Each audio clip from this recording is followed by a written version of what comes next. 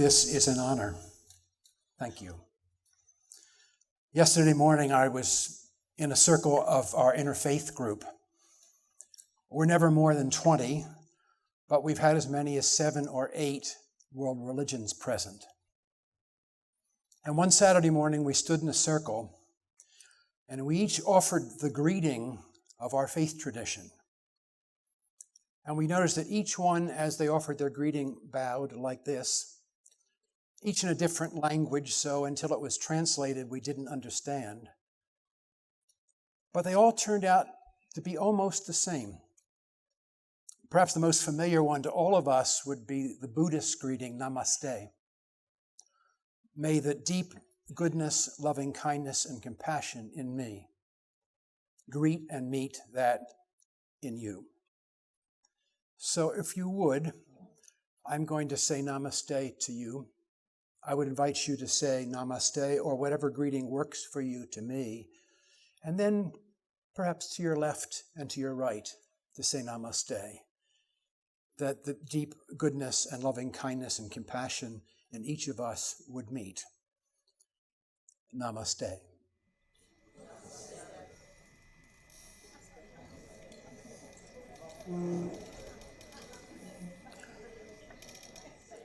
With that in mind, I'd like to begin with a proposal that we make a commitment to be in this together.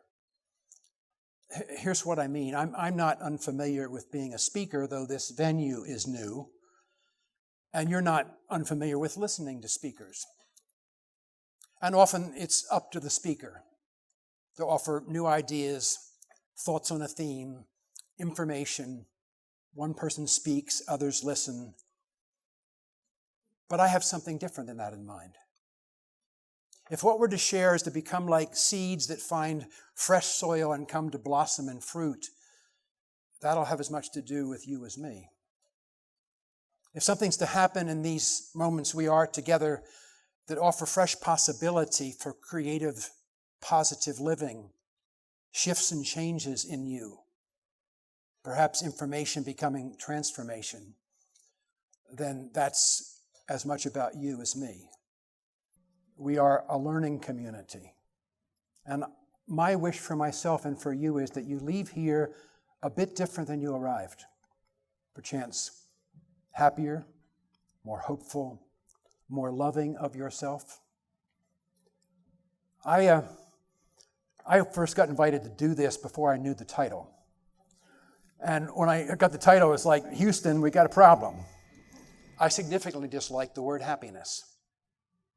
I won't go into detail, but what I've done in the last couple of months is I asked people to choose words that sat beside happiness, beneath happiness, surrounded happiness, perhaps for them more profound than happiness.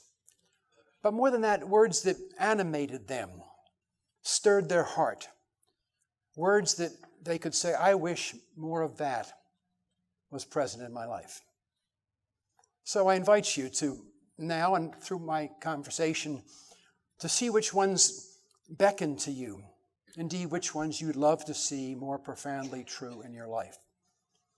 So we embark on a journey together these few minutes.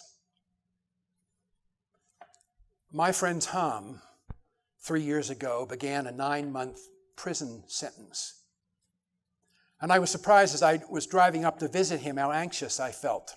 He was a good friend. As I went through the protocol of entry and was indicated where to sit in a rather cold and austere visitor's room, my anxiety amped up. And as I waited for him, it rather spiked.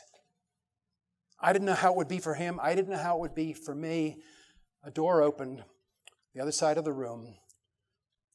And even from a distance, there was something calm and easygoing about his walk.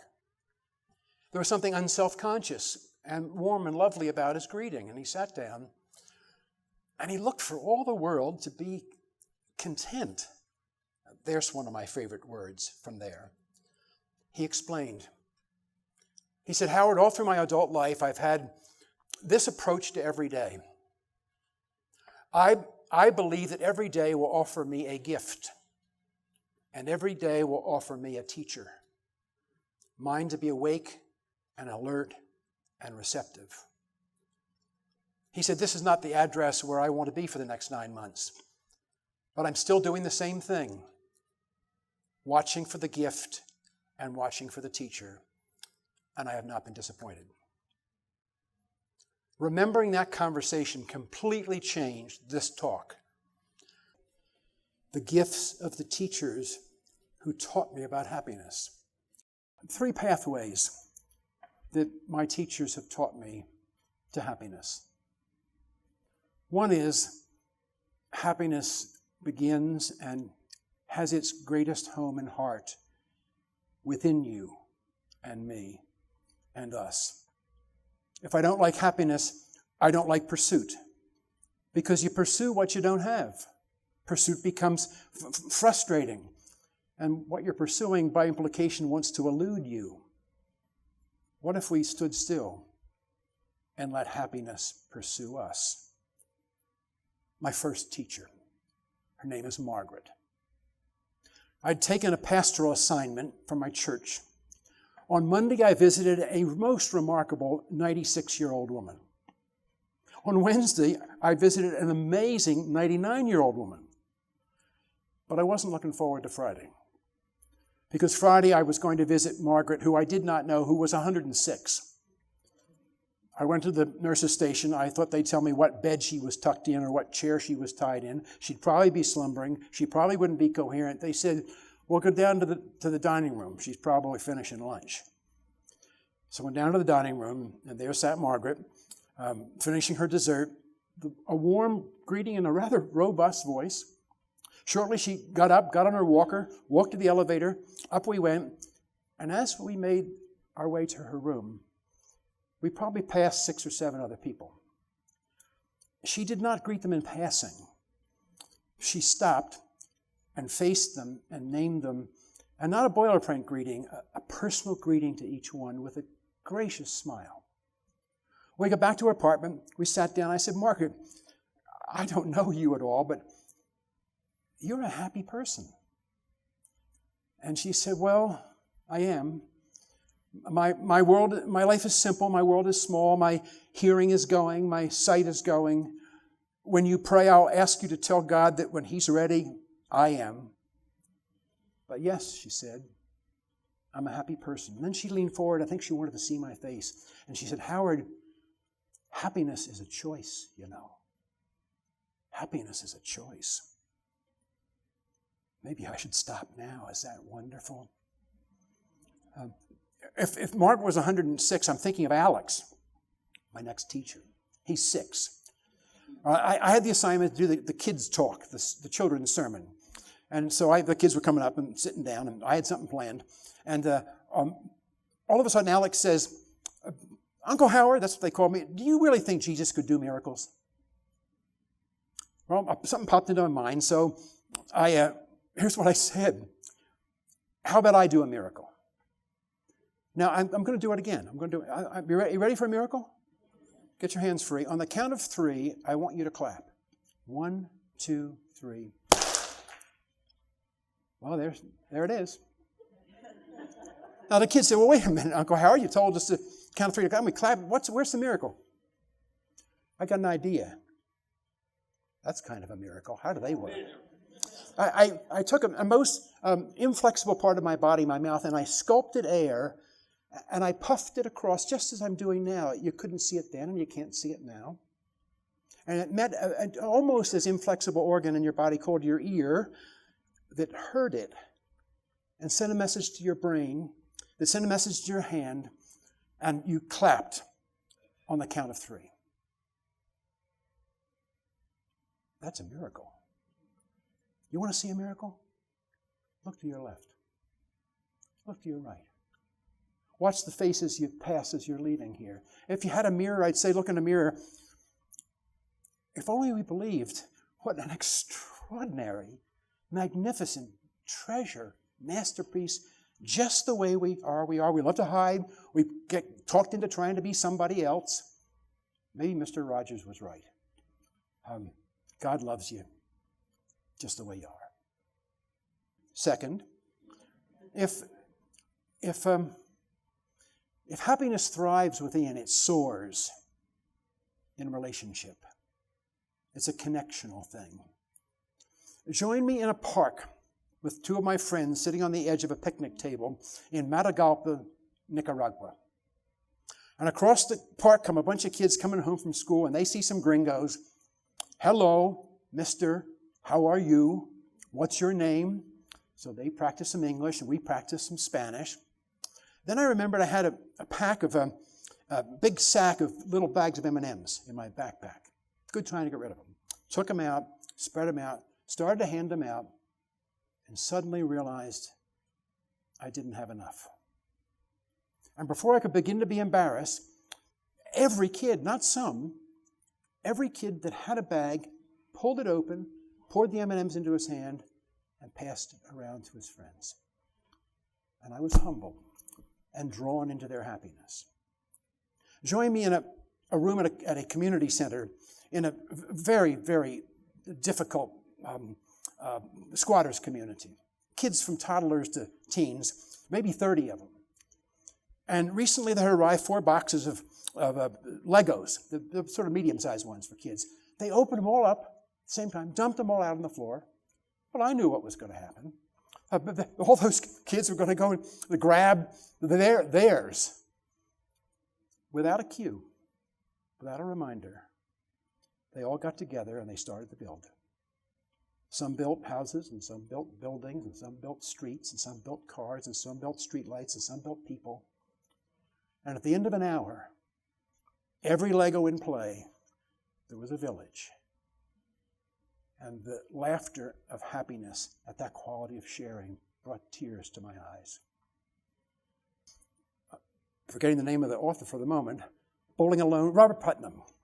Robert Putnam discovered about us that from the end of World War II, let's see, I'm going to make a graph. I didn't do it here. From the end of World War II to 1964, we continually got together more often. We gathered more often, publicly and privately, in public organizations and neighborhoods and friends.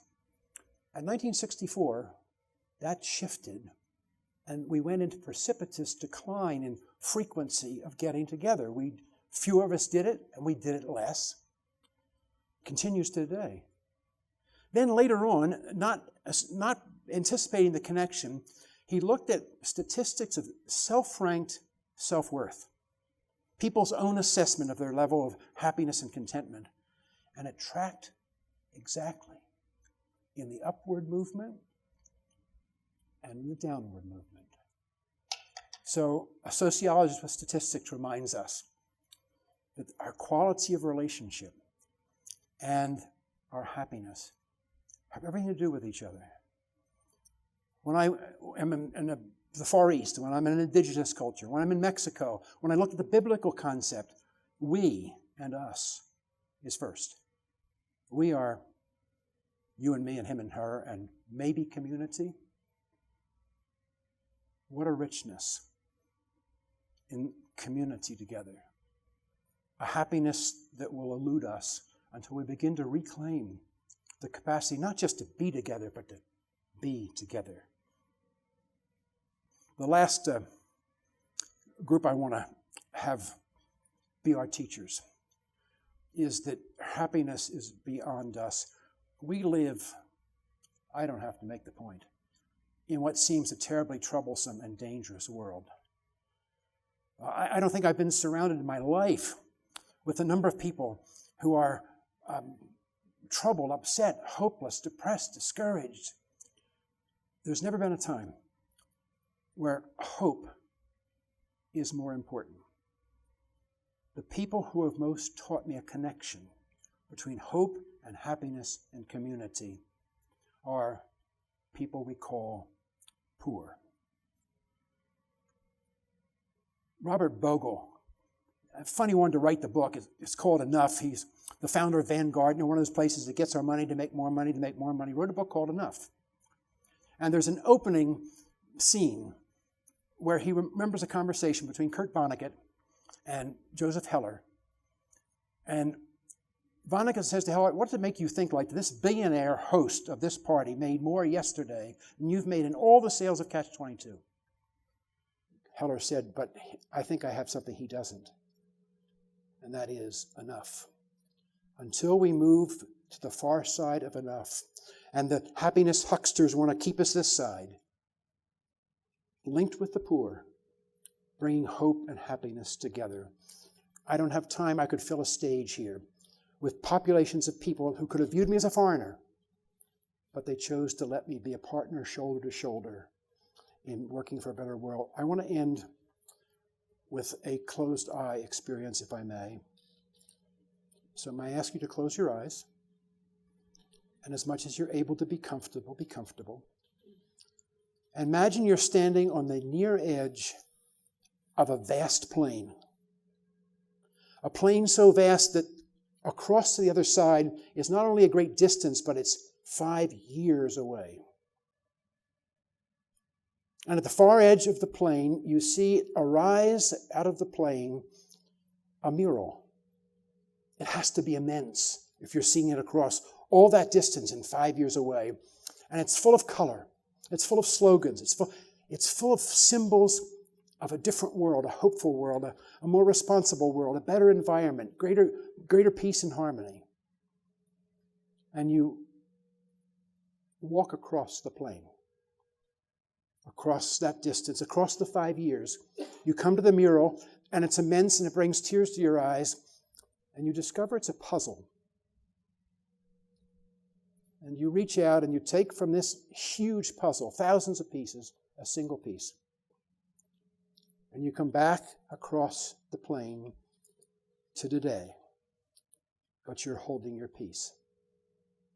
And you know that that mural, that vision, that possibility, that hope cannot become reality if it doesn't include your peace. Be mindful of your calling in making the vision of a better world possible. Thank you.